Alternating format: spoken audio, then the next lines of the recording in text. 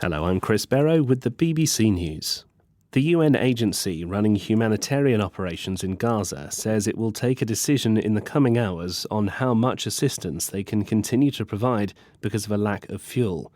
The UNRWA spokeswoman, Juliet Touma, told the BBC it was likely it would have to reduce its work. The people of Gaza, the civilians of Gaza, are being strangled and they're being punished. If we do not give humanitarian assistance to the people who need it most, people will die totally unnecessarily. We shouldn't get to that point. We should be allowed, as the largest humanitarian organization working in the Gaza Strip, to just do our jobs. So we need that fuel to come in so that we're able to continue. Half of Gaza's 2 million residents rely on the agency for food. Israel won't allow fuel in, fearing it could end up in the hands of Hamas. A senior Al Jazeera journalist has been filmed mourning over his wife and children, who he said were among the latest victims of Israel's bombardment. Wael Dahdouh was on air when he was informed they'd been killed. The family had been staying in a home in central Gaza. There's been no comment from the IDF.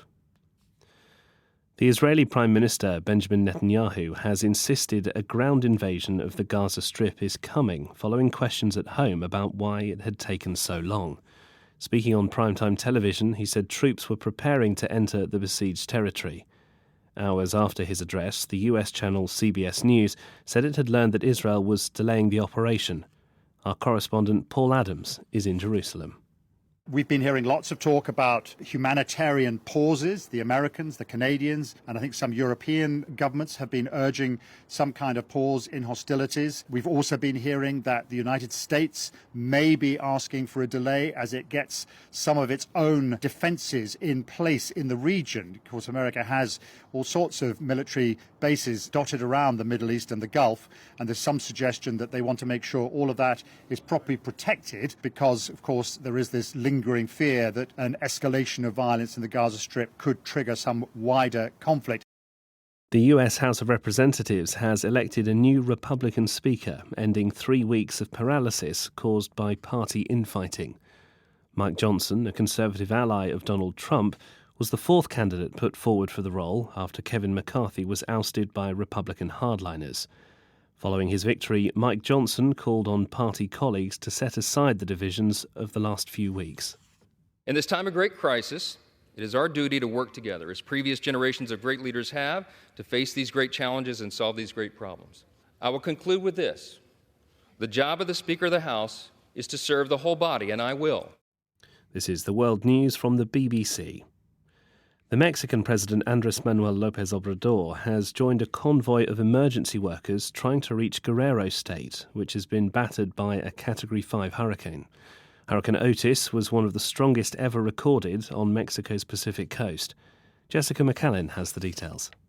Authorities say it's difficult to assess the damage as communications to the area are down. But images on social media show widespread wreckage in the resort city of Acapulco. Some seafront properties have been almost entirely destroyed.